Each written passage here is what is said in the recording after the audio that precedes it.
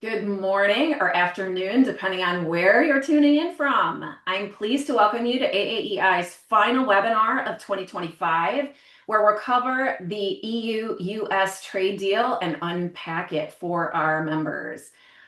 In partnership with the European Shippers Council, I do want to welcome their members also to this call. Really pleased that this is a joint discussion, and I'm really pleased for the panelists that we'll introduce. I'm Julie Parks. I'm your host with the most, as well as a contributor. I have a background as a U.S. licensed customs broker. I have supported a lot of experience in the EU and U.S. framework, and I also help global companies turn complex trade rules into practical business results. Today's program is being done in partnership, of course, with the European Shippers Council, as I mentioned. So I am very pleased to welcome their Vice President, Dennis Schomer. Dennis is the Vice President of the European Shippers Council. He represents European cargo owners on transport, logistics, and trade policy. He's held long-standing roles within the European and global shipper community, including active involvement with international shippers alliances, where he's helped advance fair, competitive, and transparent freight markets. He also serves as the chairman of the Global Shipments Alliance. Before I introduce our panel for discussion, Dennis, I'd love to have you share some of your framing remarks for this discussion, if you could, please. Thank you, Julie. Mhm. Well, good morning, USA. Good evening, Europe. Mhm. I'm privileged to deliver the opening speech today. We are now living a moment when trade between the United States and the European Union is being reshaped. For decades, transatlantic commerce was based on rules with predictable tariffs, shared commitments through multilateral institutions. A system where agreements could be set through fair negotiations, disputes could be resolved through transparent procedures rather than by power. Today, this has shifted.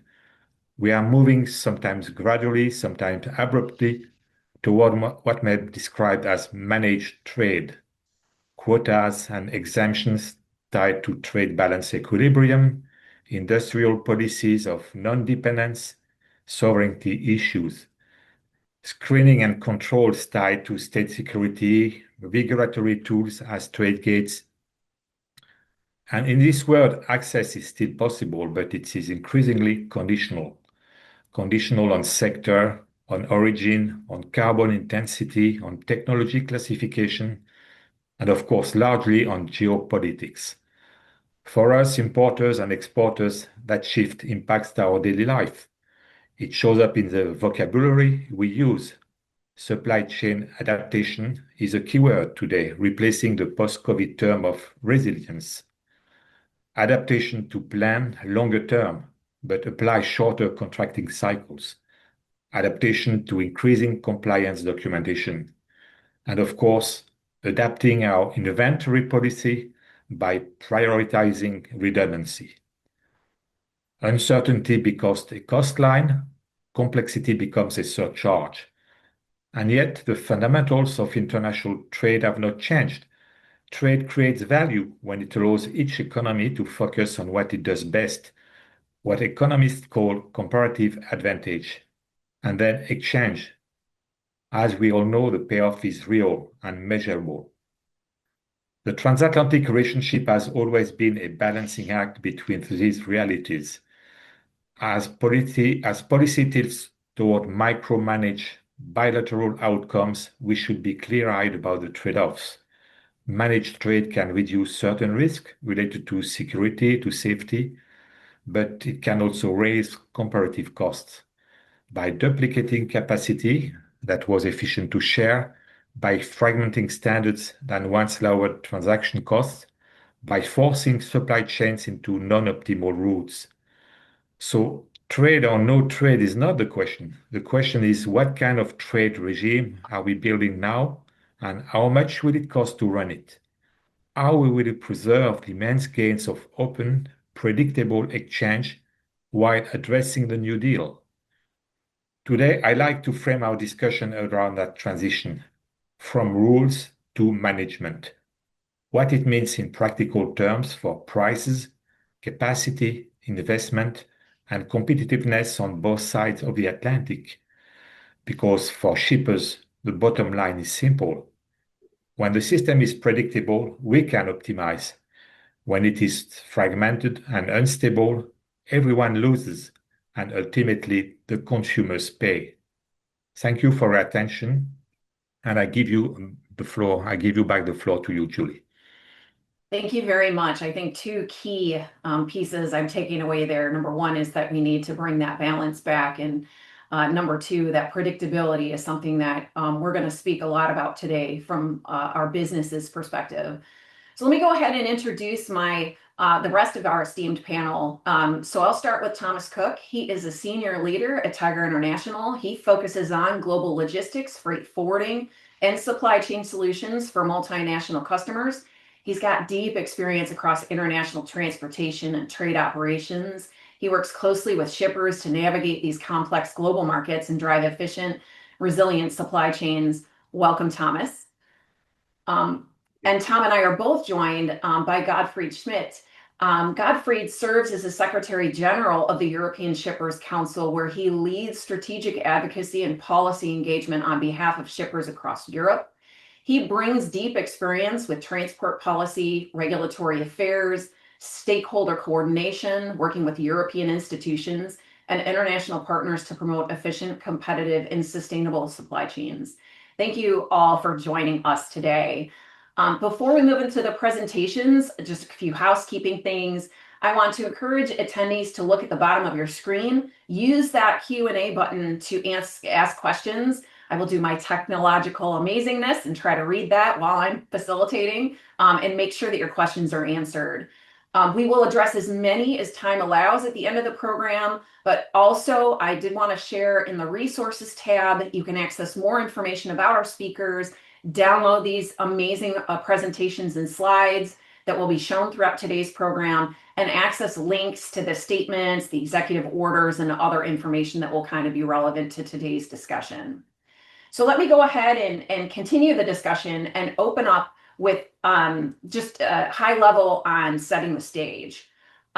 So let's go to slide 3. Yep. So this is essentially our panel's gift to you. This is nothing that I will brief in great detail, but it is kind of showing the speed at which we're moving, which then underscores the opening remarks. The aspect of not being predictable is quite relevant in this chart.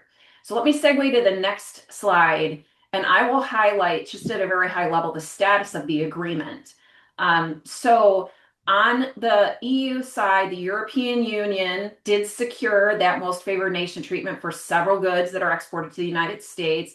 There is a cap on some of the elements of the tariff that's being announced, but they did move through and release their proposal for regulation, which does proceed via an ordinary legislative procedure. So there is still elements that need to be approved in the European Parliament and the Council. So the highlights include they're eliminating customs duties on industrial goods originating in the United States, their suspension of ad valorem duties, and then the opening of tariff quotas, and we'll talk about that. On the US side, our implementation is also underway to implement this deal. We do have Executive Order 14346 that was published on September 5th. There is a Federal Register notice that is also out there. There is also a CSMS message that is on this topic. But we'll go through the next slide at a little bit slower pace. But just to highlight for you that there are elements of this agreement that are not completely implemented yet. So we'll try to call those out as we all go through the panel, go through these pieces. But one piece to share, this is not in any way, shape, or form a free trade agreement. The free trade agreements generally are designed to reduce tariffs, expand market access, harmonize rules, increase trade flows between the countries that are agreeing. But this agreement really does none of those things. It caps tariff escalation. It does prevent some retaliation cycles. It preserves the domestic policy. So it's really not designed to expand trade. We should be thinking about this as it's managing risk, de-escalating conflict, and controlling exposure. Now, this is one agreement, but I think we're also going to cover off on a broad discussion. But let's dive into a little bit more detail on the agreement itself. So, if you're in the US and you're importing into the US, I'm sorry, if you're exporting from the US into the European Union pieces that they're giving in this agreement is they're eliminating tariffs on US industrial goods. So this means for US exporters, sectors like machinery, equipment, chemicals, manufactured components, where UF tariffs were kind of modest, but they did add kind of friction and cost to our world. These are going to be eliminated. So when you think about a US manufacturer exporting industrial pumps to the EU, that you should be seeing some immediate margin improvement on that. The second piece is preferential market access for US seafood and agriculture goods. Preferential does not always mean duty-free, but it signals better treatment on non-preferred countries, which kind of matters in this competitive market. So an example here, US seafood exporters competing with Asian suppliers may gain price or quota advantages, especially in processed or value-added products. And then kind of the third point there is talking about the strategic energy, technology, and defense commitments. The scale is quite significant, 750 billion in US oil, nuclear energy, plus 40 billion in US AI chips, 600 billion in EU investment in US strategic sectors by 2028. So again, this is less about tariffs, more about long-term supply chain alignment. So here, an example is US energy exporters might gain demand certainty, while EU manufacturers would benefit from a more stable access to US-based advanced technological inputs. So we'll also see some increased procurement of US military equipment. That reinforces, of course, that defense industrial integration, and it also has downstream impacts on suppliers and subcontractors. So then the EU benefits because the US committed to a tariff ceiling for most goods. And we'll get into this a little bit more, but essentially the US will apply the higher of the column 1 most favored nation rate or a ceiling of 15%. This matters because it's a bit more predictable, predictably, perhaps unpredictable, but it's especially important for pricing, sourcing, and contract negotiations. It's also important to note that the EU, it's not its own country at a time agreement. It is agreed on from an EU perspective. So if an EU automotive supplier is exporting to the US, they can model some worst case duty exposure, even if some tensions escalate, because again, there's an agreement to not kind of escalate those tariffs. The second piece is MFN only rate for key sectors. This sets the column 1 rate for cork, aircraft and aircraft parts. And I will say, just a shout out to anyone at AAEI that's in the aerospace and defense industry, we worked extensively on trying to get civil air being a part of these agreements, and it was very successful here. I will also take a moment to share that in the United States tariff schedule, the civil air is not a Chapter 98 feature. It is a general note. The general note was kind of overlooked when we were going through all of these reciprocal IEEPA tariffs, and it's been a big minus to the aircraft industry. What we were able to do is not only embed language that the civil air is back, but we were able to reference it back to its original WTO agreement tariffs, because as the tariff rates went to 0, the United States actually sets a flag on that number. And just a little bit of a technical piece that that flag on the number doesn't matter. It matters that it's in the tariff number was referenced in the original, this 1970 something civil air agreement. There's also generic pharmaceuticals and chemical precursors that we'll kind of look at. And an example here is aerospace manufacturers regain tariff certainty for aircraft components. We're going to reduce some cost volatility across global aviation supply chains. So EU spirits were not negotiated, so existing tariffs do remain unresolved in that sector. And then the Section 232 cap for the 15% does exist for sensitive sectors And then last but not least for pharma, semiconductors and lumber, the combined MFN rate plus any future 232 cannot exceed 15%. So again, we're seeing 15% as kind of that baseline for planning purposes into the US. I will say this does not eliminate Section 232 risk. It caps it on the downside. So a semiconductor manufacturer in Europe considering U.S. market expansion can invest with a bit more greater confidence, knowing that the national security tariffs are limited to that 15%. And then kind of the joint resolutions, kind of what this means in practice on the right-hand side of the slide.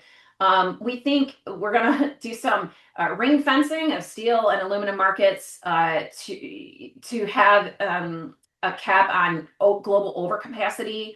So this signals a bit of a shared defensive posture, particularly against excess production of non-market economies.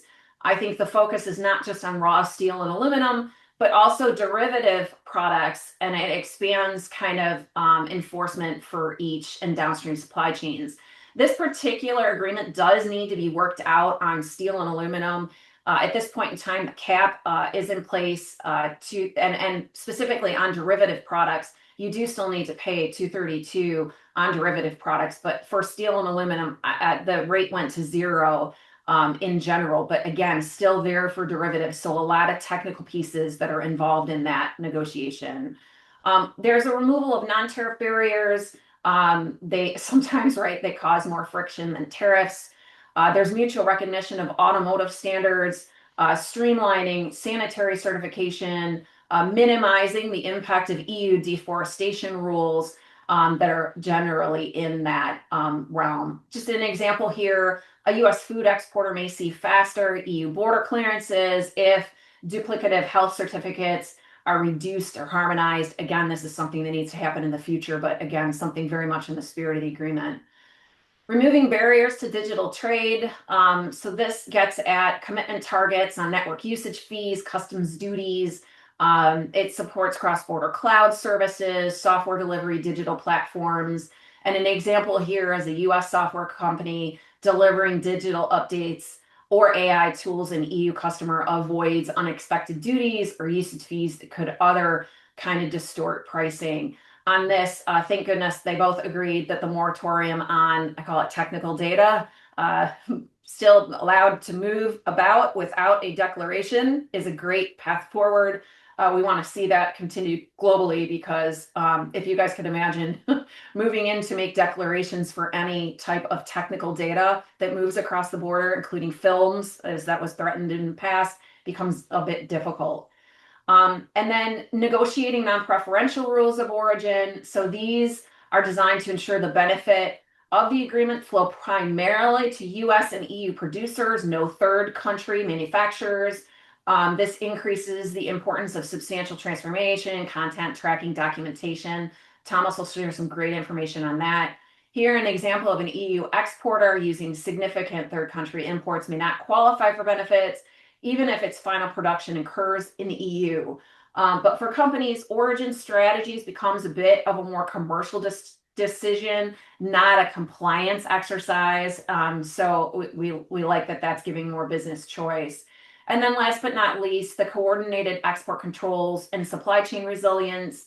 So here, the EU and US will align export controls to prevent diversion of sensitive goods and technologies, including advanced AI compute, to countries of concern that we're both agreeing to. This reflects a shift toward collective enforcement rather than fragmented national controls. And an example here is a company exporting AI-enabled hardware may face aligned licensing requirements on both sides of the pond, right? Reducing loopholes, but not necessarily increasing compliance expectations.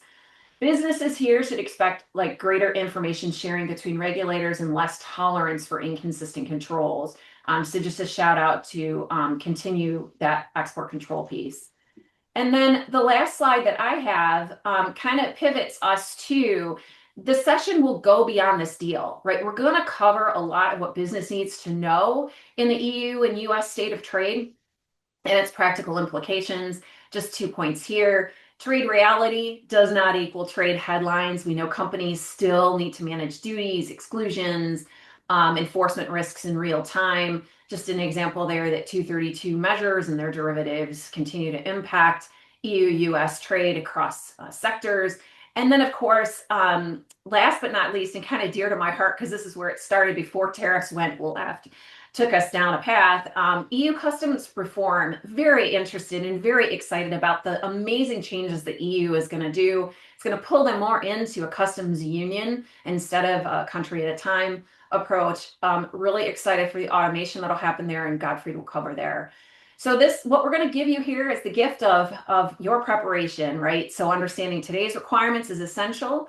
And what I'd love to do, Thomas, is get your view from what you're seeing from your customers, your clients, and kind of share with the group what you're seeing and how folks can prepare. Will do.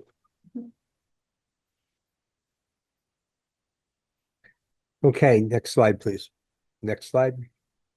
Okay, so the three primary areas that I was asked to address in a 12-minute time frame is logistics, trade, compliance, operations, particularly manufacturing and distribution, as it relates to the EU-US trade deal. Next slide, please.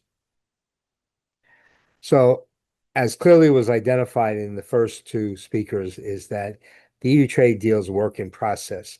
A framework was agreed in August between our president and Ursula, and and it has a lot of good things that will favorably impact trade between the entire EU and the United States. But in terms of preparation and thinking through it, the devil is always in the details, and not everything has been covered within that framework. And all those things and those special areas are being negotiated. Things like data privacy rights, the legal rights between the parties for any type of claims, food safety, environmental concerns, standards related to the carbon tax that the EU is putting forward, and so forth. So in terms of planning, you have to watch this extremely carefully. I say the words particularly strict attention, okay, because it's going to evolve, okay, as this thing moves along. And the final product may have some of the high points of the agreements, but the details will probably change a lot of the things, both negatively and positively, for both the EU and the United States. What's critical to really understand in planning is to realize that you cannot eliminate the additional risk and spend in the current tariff environment that our president has put forth since January. What you can do is mitigate, okay? And I'm going to focus on a number of potential solutions that any company has that's not only relevant to trade with the EU, but trade in any of the global sectors. But one of the key issues, and when we see companies be successful in dealing with the challenges that we face in this tariff environment, is really the ability to pivot quickly. And your ability to pivot quickly is really subject to the information gain that you have, okay, and the resources that you've developed so that you can take the best plan of action. And I think that's one of the benefits of the AAEI organization, is that it's constantly, every week, putting out information, running webinars and seminars and various information trails, okay, that help people become more informed so that they can make better decisions. And when we talk about specifically the EU, understand that there's an economic relationship and there's a political relationship, and they're connected to each other very dramatically. And our president leverages himself in both of those areas in his negotiations with them. So there are underlying issues, obviously, NATO and the willingness of the Europeans to beef up their military and put more of their budget into the military, and also the relationship with Ukraine and all the decisions that are being made in the defense of Ukraine, both currently and what's going to happen in the future, will come into play how the ultimate trade deal will be negotiated. Next slide, please. There are big issues of concern, particularly on goods that come into the United States from Asia and particularly from Europe, related to valuation, origin, harmonized tariff number, particularly as it relates to related parties, and the new thing about bills of materials. So valuation between related parties is an important issue, and particularly the fact that some companies are lowering the valuation on their commercial invoices in order to pay a lower duty. The origin, shifting the origin from the actual country to an in-transit country is a big issue for customs right now. And a lot of companies are doing that, and they're getting caught and seeing significant fines and penalties. The changing of the HTS number to get a favorable duty is a major issue, and customs is watching that. And particularly when it's between related parties, which has to be identified in the documentation flow to US Customs. One of the things that we're seeing, which is very impactful, particularly in the European US trade, is the request now for bills of materials and the concept that we've always had since the origin of customs going back to 1789, which is the rule of substantial transformation. Where did something become what it is was the country of origin. And the perfect example is if BMW creates a car in Germany and the engine is from Italy and the tires are from France and electronic components from China, that car is put together and assembled in Germany. We can use the country of origin as Germany currently. But that's being challenged now, where the president has issued an executive order allowing customs to ask for a bill of materials where line items, the individual products that make up and the materials that make up the bill, what their origin is, and what the percentage is against the total. And if there's not a predominance of value add in the country that's showing as the country of origin, that is being challenged significantly. And what we're going to eventually see from the information that we're gaining from customs is that all products, and when they come in, besides commercial invoice and a packing list, there'll be the need for that bill of materials line item as I presented.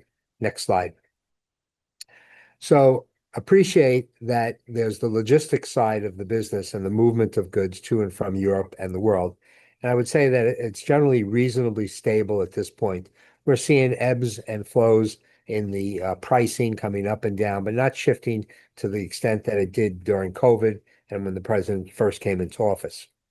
Appreciate that the Red Sea is now opening up, which is allowing ships to transit instead of around Africa, coming now through Strait of Hormuz, the Red Sea, into the Suez Canal and coming to Europe. And appreciate that much cargo coming from Asia, coming into the United States, will travel also through Europe.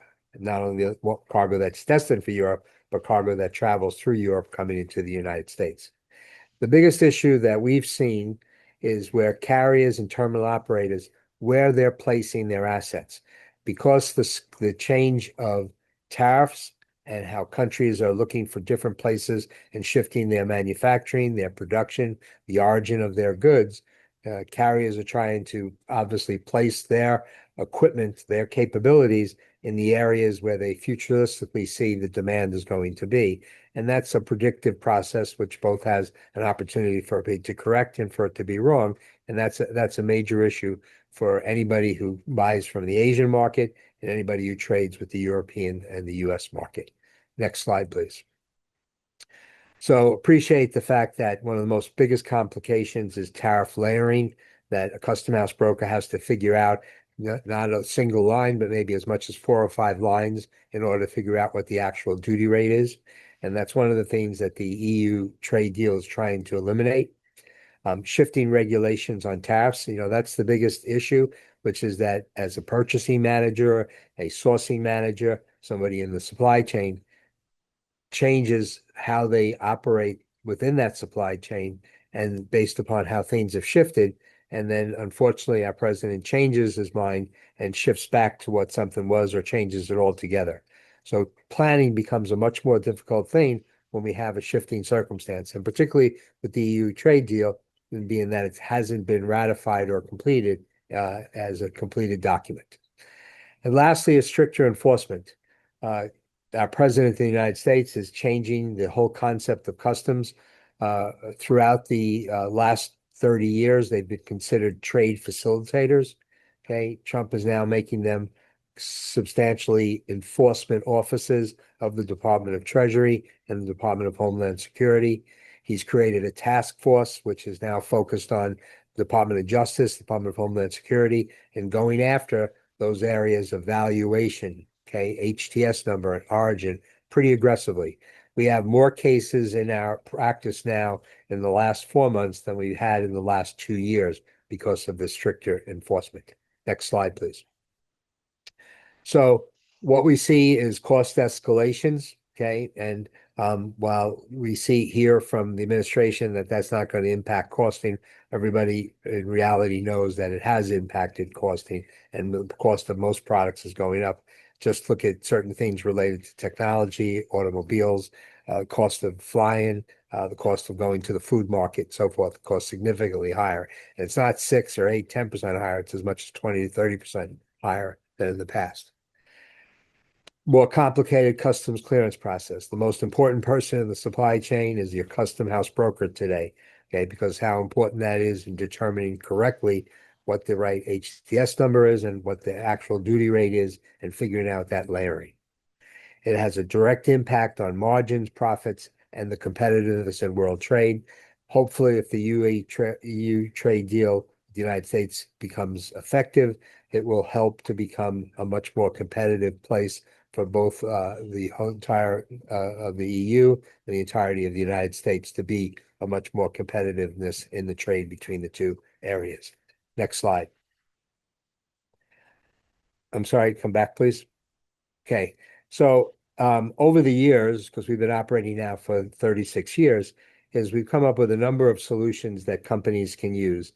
And this conversation could take as long as 90 minutes to go through all these things, but appreciate the fact that all these solutions that you see here are things that you as importers and exporters, and these are applicable not only to US companies, but also companies that are located in Europe and other places around the world, that things like, for example, the use of foreign trade zones, or in Europe, they're called free trade zones, bonded warehouse locations, tariff engineering, first sales, a big topic now in the United States, drawback, freight consolidation, looking at how demand planning is being done. The choice of the Incoterm has direct impact on risk and cost. Utilization of technology, the free trade agreements, or these new trade agreements that are taking place, where we do warehousing and distribution, the ability to do comprehensive landed cost modeling, robust supply chain assessments, and bringing in guidance and expertise. And I think that's one of the great things about AAEI is that they're an association where there's a significant amount of expertise, and they provide a significant amount of information and guidance in how companies can operate in their global supply chains. And lastly is making sure that you're putting trade compliance into your decisions on how you run your supply chain. The choice of freight forwarders, custom house brokers, carriers, documentation, all the different issues that you have to pay attention to. Next slide, please. So the EA trade deal, I think, creates a significant amount of opportunities if it closes up, but it will also include a number of challenges because of the differences in how the EU runs areas such as environmental issues, okay, data privacy issues, things like that. But those challenges will be met because companies will be able to pivot quickly, paying attention and staying informed, aligning with trade professionals that can provide additional expertise, and understanding that there are numerous risk and spend solutions, such as we had in that prior slide, where there are just 20 of them right there. And there's probably as much as 35 to 37 solutions all in when you really look at it at a layered basis. So next slide. So I appreciate everybody's kind attention, and we'll be available to take any questions that you might have as this goes along. Obviously, just put the questions into the chat and they'll be forwarded on to us. Excellent, Tomas. Let's move to Gottfried. Let's hear from the European viewpoint and learn about what's going on in their neck of the woods. Thank you very much, Julie. I'm delighted to do that. And we can immediately go to the next slide. And the next one. Yeah, perhaps I give you first a kind of summary. You see that, in fact, Europe commits to the elimination of tariffs, and that's perhaps because the deal is more about what did not happen than about what happens, because there was a lot threat on the table from Mr. Trump, your president at that time, that there would be a lot higher tariffs for European products. And that finally did not happen. And I think that is also the very positive thing on the deal, that at least we have for the moment much more predictability than when we were still in the phase when this could still happen. You see also that, of course, as Julie said also in her presentation, that it's still work in progress. And you also see here that, for instance, the rules of origin are an important part of this. We still see on the non-preferential origin, which is in fact fundamental between the EU and the US, that the discussions should still start. And for European companies, it's still complicated to deal with the interpretation sometimes of the US customs authorities. And so for that reason, we also always give the advice to take contact with a real freight forwarder in the US to give a good interpretation of these rules. And then, of course, we have seen in Europe that there has been in the latest years a lot of discussion on deforestation, on due diligence, and on reporting.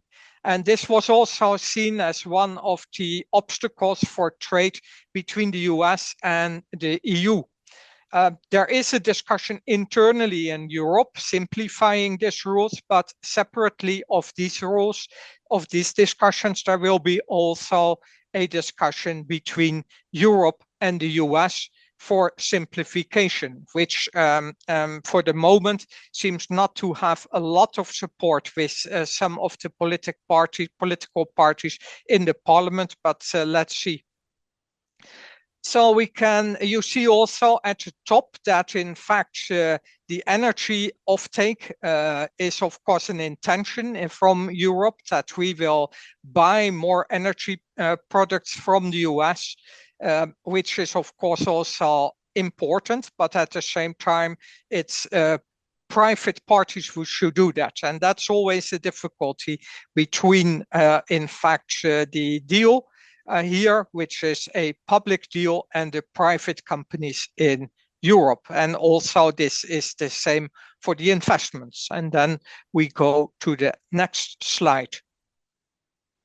Yeah, this is similar to what Julie presented in her first slide. In fact, you see that everything in fact was negotiated in a relatively small time slot, but now since the 1st of September, of course, a lot more time has been used, especially into the European process. And I will go in one of the next slides a bit more into detail of it.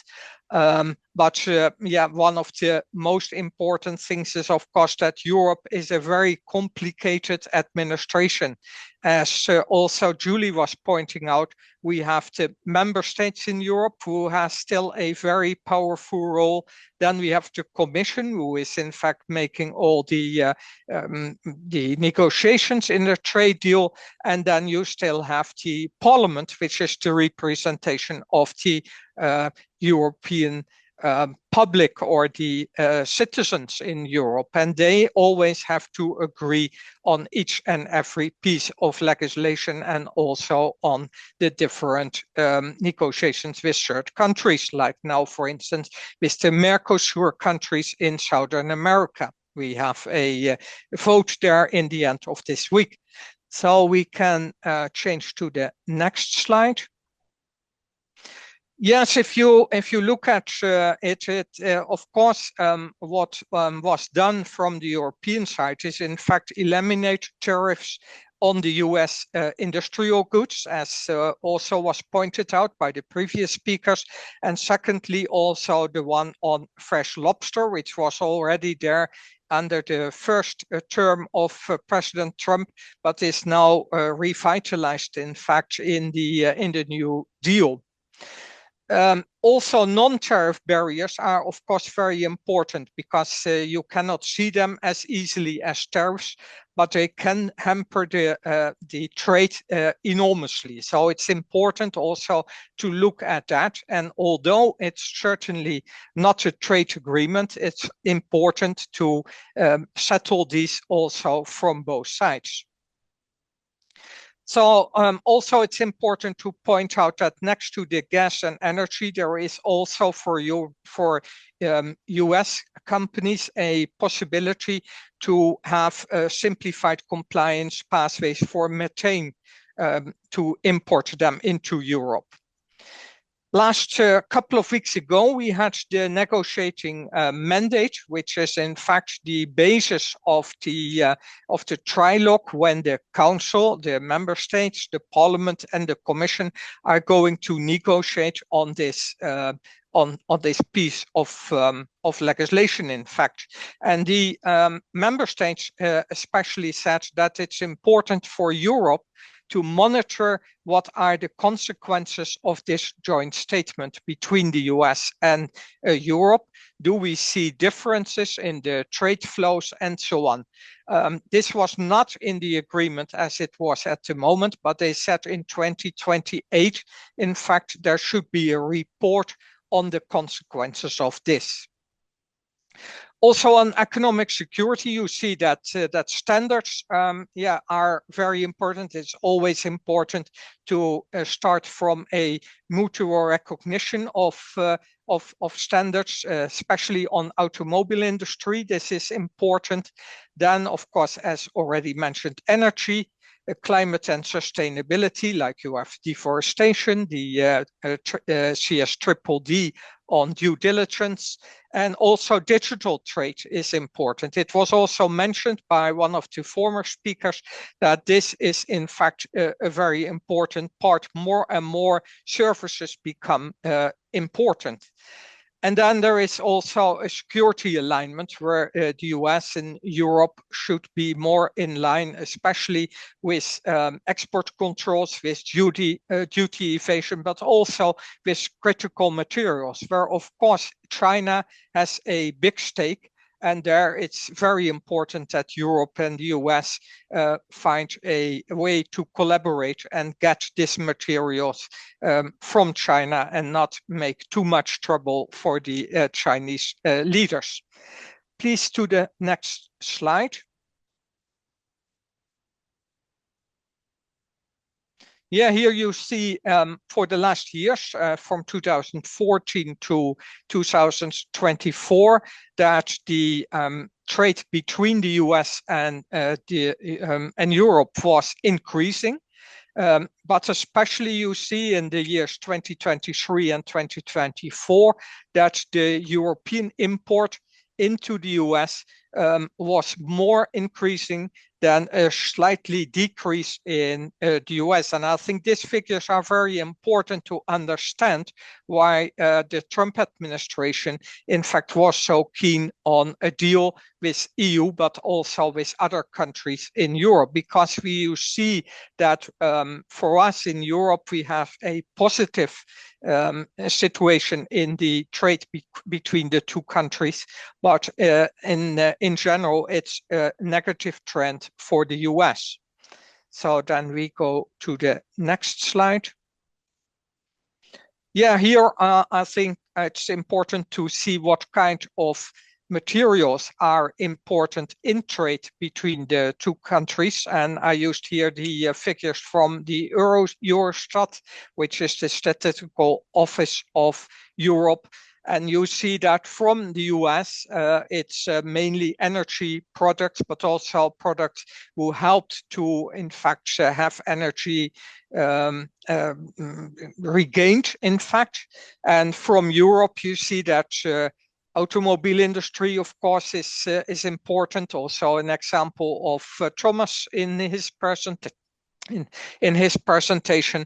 But you see also that the trade between the two countries is also very diversified, because you see a large quantity of other products which are not included in the 5 major products to be traded between the two blocks. Then we can go to the next slide, which gives in fact the situation also in the 3 last quarters in 2025. And you see there also the big trade in the first quarter of 2025, because there was a lot of uncertainty and a lot of European exporters imported already their products into the US. You see in the 2 quarters later on that is stabilized a bit. But what we still don't see is that, for instance, the energy part, which is the dark blue, is in fact already growing substantially. In any case, you see a slight effect there on the trade balance between the two countries, but not at this moment a big consequence, which is logically because also the two blocks or the two countries have to restabilize to the new situation. And we go to the next slide. Yeah, you see here the present situation in the energy purchase in Europe and where we would like to go to, which is a substantial difference. There is also some constraints at the European side about contracting and pricing. Normally, a lot of European companies are in long-term contracts, but we see also problems in the infrastructure. How can we immediately build infrastructure more, in fact, organized on importation and less on distribution, or perhaps even importation from Russia as it used to be. We see also some coordination to be needed in the regulatory area, like the already called methane rules, but also on other areas. And we see the political economy where it's in fact also have to be settled. And especially there is a concern in Europe that this could also affect their objectives on decarbonization, which were, at least on the last Commission, quite severe. And now you see some mitigation there, but still, of course, decarbonization is a very important objective in Europe. Then we go to the next slide. Yeah, there I have pointed out some scenarios where perhaps the baseline one is the most likely one. But also we could go into, you could say, de-escalation, where you get more facilitation, where you get more also the quotas, enlarged quotas, especially for metals, have more standards between the two countries. And also, if you are a bit more optimistic, perhaps even more optimistic than I am, we could go to in fact a situation of complete de-escalation. But also it could give a re-escalation when both blocks are not too friendly to each other. And there, of course, EU countermeasures could erase, like they were there, for instance, proposed before we get into this deal. And another one of the scenarios is that we go into a fragmentation spillover, in which also would like that the US and the EU go more into a kind of club arrangement, and in fact are less in line with the WTO fora, which is, of course, as Denis Chaumer said, even more managed trade than we have now. Then we go to the next slide. Yeah, as Julie said, I thought it was important to say a few words on the EU customs reform.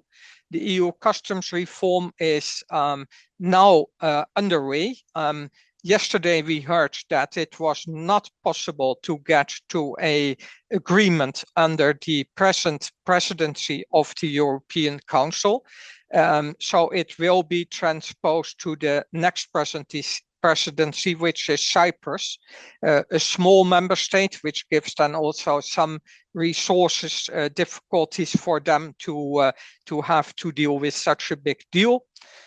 You see that this is a very, very ambitious reform, perhaps the most big reform since 1968, when the internal market was created in Europe. One of the big causes of this is the enormous e-commerce flows, especially from China. 96% of all our e-commerce is coming from China. And you see that a lot of these products are substandard products. And also, for instance, the chargers of your mobile phone, if you order them in China from, let's say, Shein or from Temu, are a big cause for fires in houses. So yeah, it's really not that. And also, for instance, fake medicines had consequences in a lot of deaths in death cases in Europe. So also the risk management should be reinforced, because it's important that the task can be done with the same amount of people in the customs administrations, and that there is, as Thomas said, also for the United States, strengthened enforcement at the borders, and especially also, as in the US, the quality of data is there very important, because the quality of data in Europe is quite poor. And there, of course, also the customs agents has a role to play, as well as the shippers. Then we go to the next slide. Yeah, you see that to achieve this, Europe would like to have a customs authority, which is in fact a kind of agency between the European Commission and the member states. Would try to have more one European customs than 27 European customs agencies in Europe. And that's really important, because they are also going to design, in fact, the EU Customs Data Hub, which is in fact a way to, as a single window, in fact, to launch your data only once. And then the different organizations will benefit for having all this information at one place. Also, it's in, there is a bigger emphasis on the trust and check trader, which is now the AEO, which have more benefits in trade between, for instance, the different countries in the world, so also the United States. And the e-commerce focus, I already explained this, where especially the platforms will have a bigger impact as deemed importer. And there is also the plan, and this was decided in this week, to have the de minimis lifted, as you did in the United States. We have only 150 euros. You had 800 in the US, but it will have certainly an influence. The idea is now that there will be a flat rate for these goods until 150 euros of 3 euros per consignment. This is decided only at the beginning of this week or the end of last week. And at the same time, that means that all imports now will be taxed, which also is, that we can go to the next slide. In fact, the consequences for US traders, of course, it's important especially to look to your data quality. And you can do that by increased transparency in the whole supply chain, because the whole supply chain will become more important than the only transactional situation of an import. And for the e-commerce exports, of course, the same rules apply to you as in China, but I guess the problems will be less with American products. And there will be also more supply chain planning. So you have this single data interface, which is more digital trade and less data on paper. Also, when you look at the other agencies at the border, at the outside border.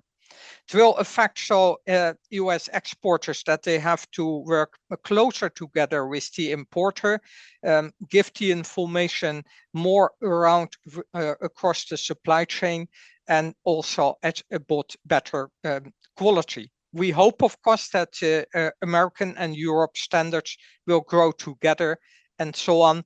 And the reform also modernize the customs in Europe for the digital era. I think we can have a special session for the European Customs Code, perhaps in the next year in AAEI.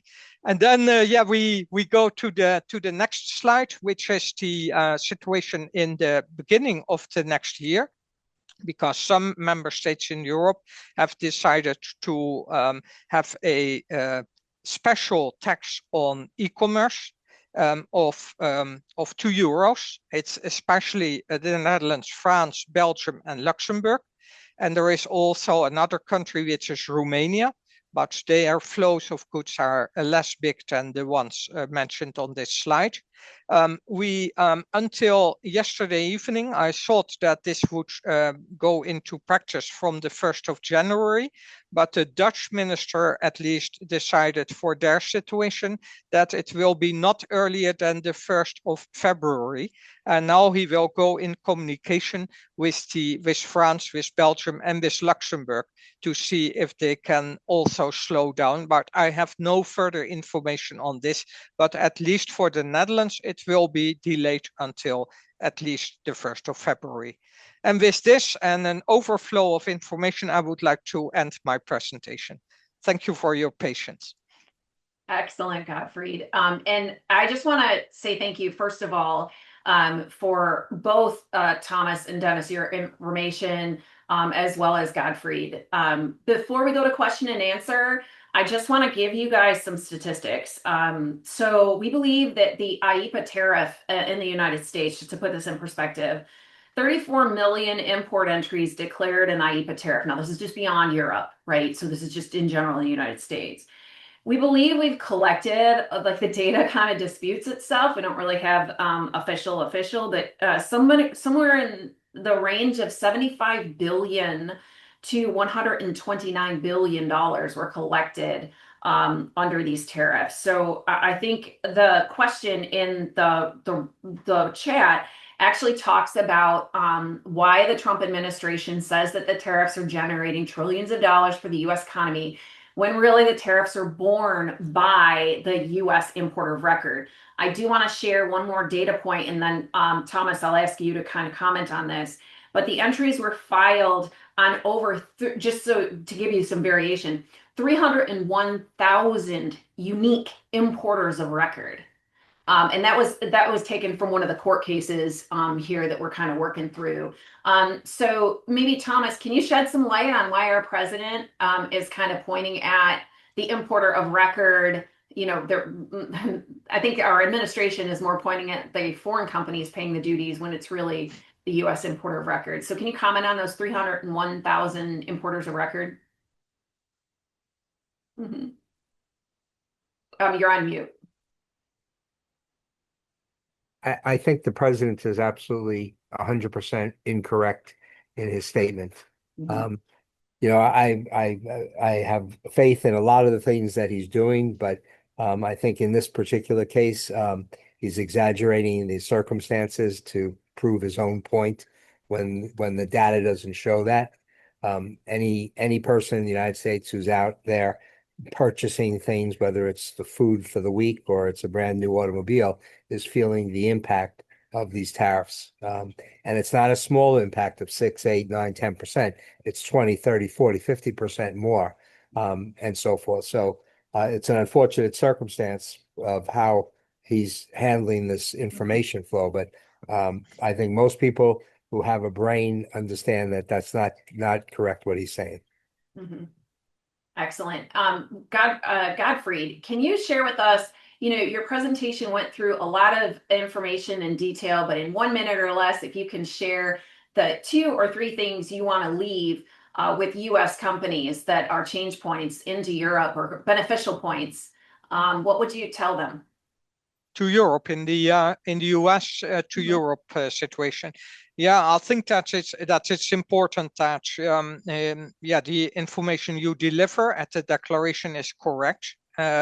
Because as in the US, the European customs organizations are more and more working with digital systems who can in fact detect, you could say, errors or incorrect information. So it's really important, as it is in the US, to get your information from Europe itself, to speak there with people who can help you, and like a customs agent or a consultant or that. The same applies, in fact, that you make already your assessment of the requirements in Europe in the US, so that you don't have the problems at the outside border in the EU. Because it's always a terrible situation if your goods get blocked or whatever in a terminal and cannot be released in time. And by correct information, by making this assessment in a correct way, you in fact guarantee that your goods more or less will go through the system smoothly. And Thomas, last word on what's your piece of advice to the folks that are on the line? If you could give them 2 nuggets of goodness, what would you tell them they need to pay attention to? I think you have to have multiple resources of quality information besides AAEI as a resource that produces a lot of information. I think paying attention to the Journal of Commerce and the Wall Street Journal are also 2 very, very good sources. And I also think that on LinkedIn, there are a number of trade attorneys, consultants, and custom house brokers that provide very good information. You have to discern what's garbage and what's good, but I think you have to be tapped into those sources. Our team now is spending as much as 90 minutes to 2 hours a day just staying attention to what's going on in trade and in business. And I suggest everybody do that so that you become continually informed, and that helps you make better decisions at the end of the day. Excellent advice. So please note, everyone, this webinar has been recorded and approved for credit. The verification code for obtaining credit for this event will be shared with attendees via email shortly.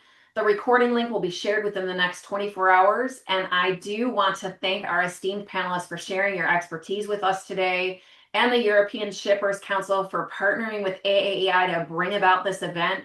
It was an excellent way to discuss the topic. I hope that you all found this valuable. Please take a moment to fill out your survey. And this wraps up AAEI's virtual programming for 2025. So I'll close wishing you all a safe, healthy, and wonderful holiday season. Please take a moment to take a breather, because I don't think this tariff and discussion points in many of the world are going to change in 2026. So we're going to have to keep the pace. So take a rest, a much needed break, everyone. Take care. Thank you so much. Mm-hmm. Thank you.